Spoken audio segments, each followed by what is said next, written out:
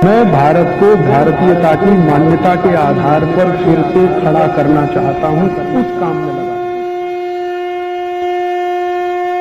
इस वीडियो में दी गई सभी जानकारियां भाई श्री राजीव दीक्षित जी के द्वारा बताई गई हैं एवं ये सभी नियम एवं दुर्लभ जानकारियां वाक्परिचित द्वारा रचित अष्टांग हृदय द्वारा वर्णित की गई हैं। और वर्षों वर्षों तक आपको मालूम है यूरोप और अमेरिका में झगड़ा होता रहा। 25 दिसंबर से नया साल शुरू हो और काफी दिनों तक वो चलता रहा। फिर झगड़े के बाद बदल के 1 जनवरी से नया साल शुरू होना बताया गया।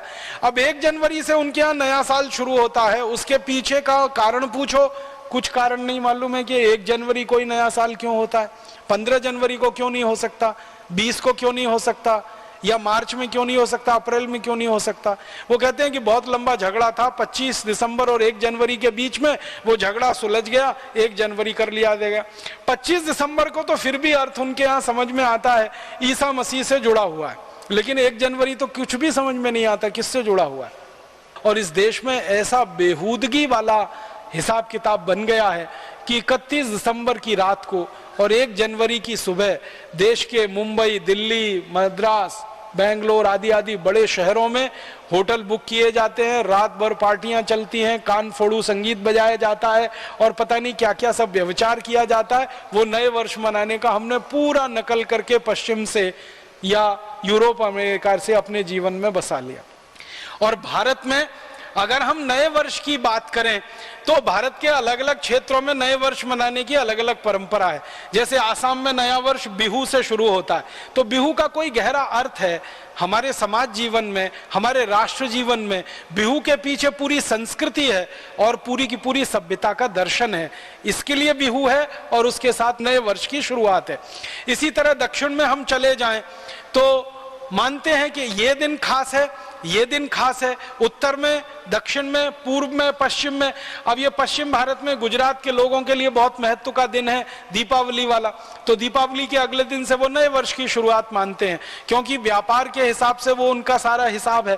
तो हर जगह भारत में नया वर्ष है, वो चाहे तमिलनाडु का हो, चाहे आसाम का हो, गुजरात का हो, या हमारे इधर लोहड़ी होती है पंजाब में, लोहड़ी से नए वर्ष की शुरुआत मानी जाती है। तो सब जगह कुछ ना कुछ विशेष आधार है और उसके पीछे पूरा दर्शन है। यूरोप और अमेरिका में तो न कोई आधार है न कोई दर्शन है, फिर भी हमने नकल करके 1 जनवरी को नया वर्ष मनाना शुरू कर दिया। जनवरी गिनते हैं, फरवरी गिनते हैं, मार्च है, अप्रैल है, मई है, जून है, जुलाई है, अगस्त है, सितंबर, अक्टूबर, नवंबर, दिसंबर। ये पूरी की पूरी अंग्रेजियत की पद्धति है, विदेशी पद्धति है। हम भूल गए हैं। सामान्य रूप से आज की पढ़ाई में से पढ़कर निकलने वाले विद्यार्थियों को चैत्र, वैशाख, ज्येष्ठ, आषाढ़, सावन, भाद्रपद, कार्तिक ये महीने याद नहीं है। जनवरी, फरवरी, मार्च सबको याद। घरों में कैलेंडर भी ये जनवरी, फरवरी, मार्च के ही हैं। और इसको ज्यादा लोग कहते हैं कि बड़ी वैज्ञानिक पद्धति है। मेरे समझ में नहीं आया, रोमन में कुछ शब्द होते हैं जिनको इस्तेमाल किया गया है जनवरी, फरवरी, मार्च के लिए।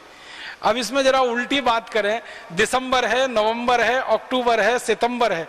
सितंबर एक रोमन शब्द से आया, सेप्ट, SEPT, सेप्ट, सेप्ट माने होता है 7, तो उसमें से सितंबर आया। ऑक्ट, OCT, ऑक्ट है माने 8, उसमें से अक्टूबर आया।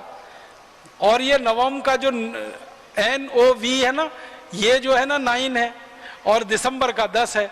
अब अगर आप देखेंगे वास्तव में तो सितंबर 7वां महीना होना चाहिए रोमन के हिसाब से, और इन्होंने नकल की, अंग्रेजों ने रोमन लोगों की, तो सितंबर बनाया। तो सितंबर 7वां महीना होना चाहिए। कौन सा है? 9वां है।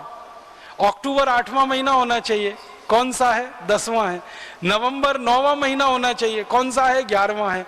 दिसंबर 10वां महीना होना चाहिए। कौन सा है? 12वां है। कितनी अवैज्ञानिक पद्धति है महीने के गणना की, और इसका कोई अर्थ भी नहीं है। जितने भी अंग्रेज विद्वानों से पूछा जाए जनवरी का क्या अर्थ है, फरवरी का क्या अर्थ है, मार्च का क्या अर्थ है, अप्रैल का क्या अर्थ है, ये शब्द के पीछे की कोई गहराई है क्या, इसकी कोई व्याख्या है क्या? कुछ नहीं है। और हमारे यहाँ हर महीने के नाम का एक विशेष अर्थ है और उसके पीछे एक लंबी व्याख्या है।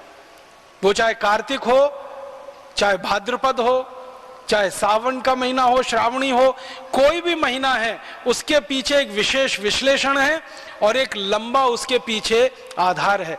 अगर मैं उस विषय में जाऊंगा बहुत समय खराब हो जाएगा, लेकिन अभी संकेत मात्र में कह रहा हूं कि भारतीय गणना के हिसाब से महीनों के जो नाम तय किए गए हैं ये विशेष अर्थ वाले हैं। अंग्रेजी पद्धति से जो हम नामकरण करते कोई अर्थ ही नहीं है और कोई बताता भी नहीं है उनके बारे में। दोस्तों सबसे पहले तो चैनल सब्सक्राइब करें, फिर लाइक, कमेंट और शेयर करें।